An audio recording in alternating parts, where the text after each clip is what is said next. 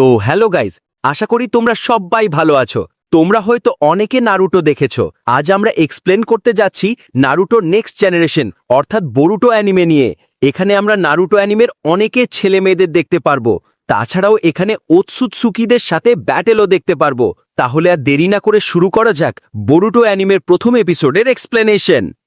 তো এপিসোডের শুরুতে দেখতে পাই বরুটো কাওয়াকির সাথে লড়াই করছে। বরুটো বলছিল আমার বিশ্বাসই হচ্ছে না যে তুমি এতটা নিচে নেমে গেছো কাওয়াকি।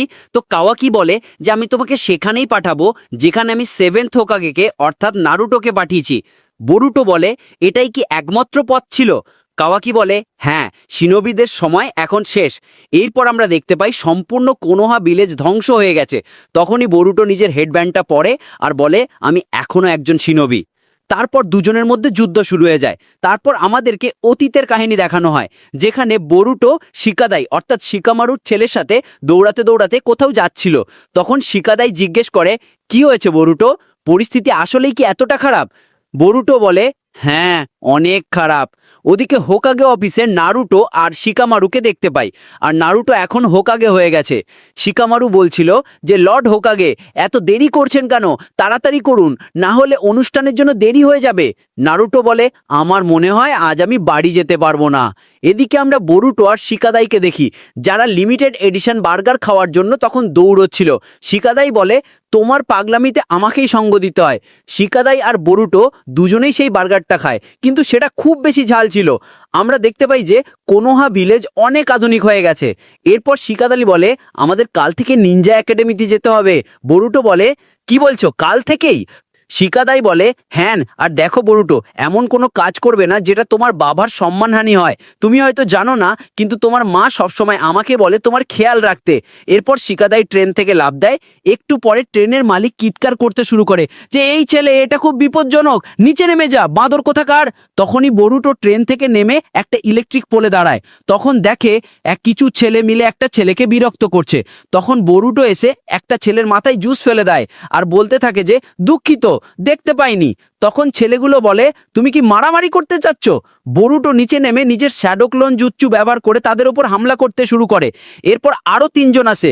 বরুটো ছেলেটিকে নিয়ে পালিয়ে যায়। বরুটো জিজ্ঞেস করে তুমি ঠিক আছো? ছেলেটি বলে না, এখন ওরা আরো বেশি করে আসবে। বরুতো বলে তোমার মন চায় না তাদের শিক্ষা দিতে? ছেলেটি বলে আমি তোমার মতো শক্তিশালী নই, তুমি নিশ্চয়ই নিনজা একাডেমিতে যাও তাই না? বরুতো বলে না, কাল থেকে যাব। ছেলেটি বলে আমারও তো কালকে থেকে শুরু। আমার বাবা বলেছে কোম্পানির দায়িত্ব নিতে হলে আমাকেও নিনজুৎসু শিখতে হবে। বরুতো বলে আচ্ছা, কোন কোম্পানি? ছেলেটি বলে কামিনারি মন কোম্পানি। বরুতো অবাক হয়ে বলে এটা তো এলাকার সবচেয়ে বড় কোম্পানি। তখন বরুতো এক্সাইটেড হয়ে বলে আমি কি নেক্সট গেমের জন্য প্রি অর্ডার করতে পারি? ছেলেটি বলে হ্যাঁ, অবশ্যই। সে খুব বেশি খুশি হয়ে যায় আর জিজ্ঞেস করে যে তুমি কেন নিনজুৎসু শিখতে চাও? সেই ছেলেটি জানায় যে তার বাবার মনে হয় যে নিনজুৎসু শিখলে তার ব্যবসায় খুব বেশি সুবিধা হবে।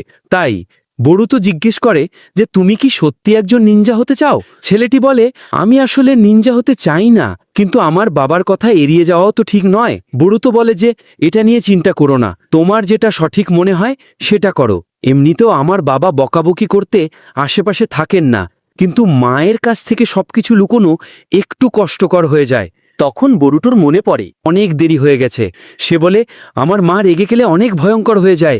সেই ছেলেটি বলে যে এই তো তুমি বলছিলে যে তোমার কোনো সমস্যা নেই। বরুতো বলে বাবার ব্যাপারটা আলাদা, এখানে মায়ের কথা, সে খুব বেশি ক্রেজি। বরুতো বলে যে ডেঙ্কি, তুমি কখনো মাথা নিচু করবে না, ওদেরকে উচিত শিক্ষা অবশ্যই দিও। তারপর সে ঘর থেকে চলে যায়। ডেঙ্কি এরপর নিজের ক্যানগুলো ট্র্যাশে ফেলার চেষ্টা করে আর সে সেটা করেও ফেলে। বরুতোর কথা তার মনে খুব লেগেছিল।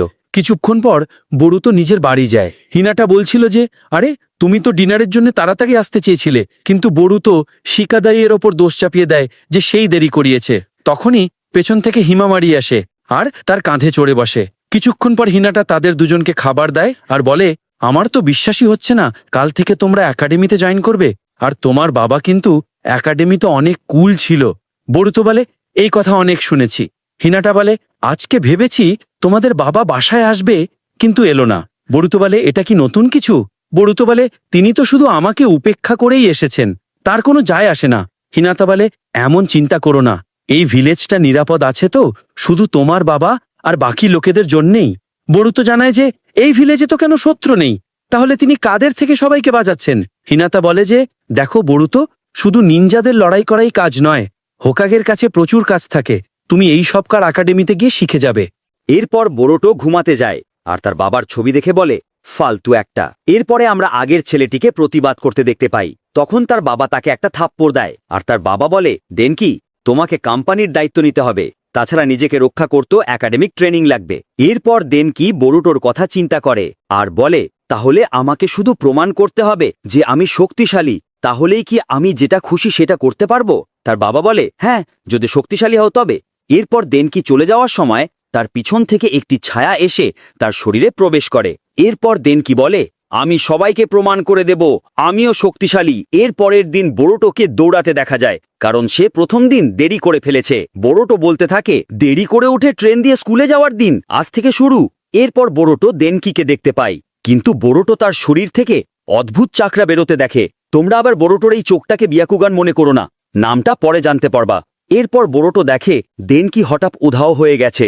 এর পরের সিনে আগের ছেলেগুলোকে দেখা যায়, তাদের দেনকি ডেকেছিল, তাই তারা অপেক্ষা করছে। তারপর তারা একটি খালি ট্রেনে প্রবেশ করার সাথে সাথে ট্রেনের দরজা বন্ধ হয়ে যায়। এরপর ভিতরে ঢুকে দেখা যায় দেনকি বলছে এটা আমাদের কোম্পানির নষ্ট ট্রেন। ছেলেগুলো বলে কি বলছো, আমরা তো শুধু তোমার সাথে মজা করছিলাম। এরপরে দেনকি বলে ওই রাস্তায় যে ট্রেনটা দেখছো সেটাতেও কেউ নেই, খুব তাড়াতাড়ি এই ট্রেন অন্য ট্রেনের সাথে ধাক্কা লাগতে চলেছে, এরপর সবার খেলা শেষ হয়ে যাবে। তখনই উপর থেকেই বরুটো এসে যায় আর বলে যে আমি তোমাকেই দেখছিলাম, আচ্ছা তুমি এন্ট্রান্স সেরেমনিতে যাবে না? দেনকি বলে এখন এটা নিয়ে ভাবার সময় নেই, আমি বাবাকে প্রমাণ করে দেব আমিও শক্তিশালী। তখন বোরোটো ট্রেনটা থামানোর চেষ্টা করে, কিন্তু সে ব্যর্থ হয়। তারপর সে দেনকির কাছে যায় আর তাকে থামানোর জন্য বলে যে সব ভুলে যাও আর নিজের সিদ্ধান্ত নিজে নিজেই নেওয়া শেখো। তখনই দেনকি জ্ঞান ফিরে আসে। তারপর সেই ছেলেগুলো বলছিল যে সামনে থেকে আরেকটা ট্রেন আসছে, তাড়াতাড়ি কিছু করো। তো বোরোটো ট্রেনের উপরে উঠতে শুরু করে আর নিজের শ্যাডো ক্লোনজুৎসু ব্যবহার করে। ঠিক তখনই তার পা পিছলে যায় আর পড়ে যেতে থাকে, আর তখন দেনকির কাছে সাহায্য চায়। তখন আমরা দেখতে পাই দেনকির ভেতর থেকে ওই নীল চাকরাটা চলে যাচ্ছে। তারপর দেনকি এসে বোরোটোকে ধরে আর বোরোটো গিয়ে একটা লিভার টেনে দেয়, যার ফলে সেই ট্রেন আলাদা আলাদা লাইনে চলে যায়। তখন দেনকি পড়ে যেতে থাকে আর বাকি যারা ছিল তারা এসে সবাই দেনকি এবং বোরোটোকে ধরে ফেলে। ভিতরে এসে বোরোটো বলে এটা অনেক মজার ছিল। সবাই বলে ওঠে একদমই না। কিছুক্ষণ পর সবাই বিশ্রাম নিচ্ছিল, কিন্তু বেশি সময়ের জন্য নয়, পেছন থেকে আরও একটা বগি চলে যায়। তো বরুটো তাদের তিনজনকে অন্য বগিতে পাঠিয়ে দেয়, কিন্তু বরুটো আর ডেঙ্কি থেকে যায়। তারা বলে আমাদের কোথাও যেতে হবে। তারপর সে লিভার টেনে দেয়। ওদিকে আমরা দেখতে পাই নারুটো নতুন ছাত্রদের সামনে বক্তৃতা দিচ্ছিল। এদিকে সবাই জেনে যায় যে বরুটো অনুপস্থিত। হঠাৎ নারুটো ওপরে দেখে ওপর থেকে একটা ট্রেন তার স্টোন ফেসের ওপরে পড়ছে, আর সেটা পড়ার পরে তার অর্ধেক মূর্তি ভেঙে ফেলে। বরুটো ট্রেনের ওপর দাঁড়িয়ে বলে বরুটো উজুমাকি এসে গেছে। এটা দেখে সবার অবস্থা খারাপ হয়ে গিয়েছিল যে এটা কি হলো। কিছুক্ষণ পর কোনাহামারু সোজা বরুটোর কাছে আসে আর তাকে ধরে ফেলে। তখন বরুটো বলে আমাকে ছেড়ে দাও বড় ভাই কোনাহামারু। তখনই সেখান থেকে ডেঙ্কিও বাইরে আসে। কোনাহামারু বলে তোমার সাথে কি আর একটা ছেলেও আছে? কোনাহামারু বরুটোকে বলছিল তুমি আমাকে প্লিজ সেনসেই বলে ডাকো, বুঝেছ? তারপর সন্ধ্যায় শিকামারু এসে বলে শহরের ক্ষতি কামিনারিমন কোম্পানি সারাতে টাকা দেবে, আর কোম্পানির মালিক এত কিছুর পরও সন্তুষ্ট, কারণ বরুটোর জন্য তার ছেলে পাল্টে গেছে। এর পরের দিন বরুটো আর ডেঙ্কি একসাথে একাডেমিতে যেতে দেখা যায়। তারা আগের দিনের ঘটনা নিয়ে আলোচনা করছিল। ডেঙ্কি বরুটোকে বলে তোমার শাস্তি পাওয়া উচিত হয়নি। বরুটো বলে এটা কোনো ব্যাপার না। এরপর বরুটো তাকে ছায়াটির কথা বলতে চায়, কিন্তু বলে না। ডেঙ্কি বলে আমি নিনজিৎসু একাডেমিতেই জয়েন করার সিদ্ধান্ত নিয়েছি। বরুটো বলে তোমার বাবার জন্য? ডেঙ্কি বলে না, আমার মনে হয় নিনজিৎসু অনেক প্রয়োজনীয়। তাই বরুটো বলে অনেক ভালো হয়েছে যদি এইটাই তোমার ইচ্ছে হয়। তারপর তার বাবার স্টোন ফেসের দিকে তাকায় আর বলে আমি যে রাস্তা নেই এতে তোমার কোনো হাত থাকবে না, আমি নিজে রাস্তা চলবো, কারণ এটা আমার স্টোরি। এখানেই এই এপিসোড শেষ হয়। তো গাইস, তোমরা যদি আমাদের চ্যানেলে নতুন হও তবে আমাদের চ্যানেলটাকে সাবস্ক্রাইব করে বেল আইকন অবশ্যই অন করে রাখবে, নয়তো পরের এপিসোডগুলি আপলোড করলে খুঁজে পাবে না। আর যদি ভিডিওটি ভালো লাগে তাহলে ভিডিওটিতে লাইক করে দিবে। সবাই ভালো থাকো, দেখা হবে পরের ভিডিওতে।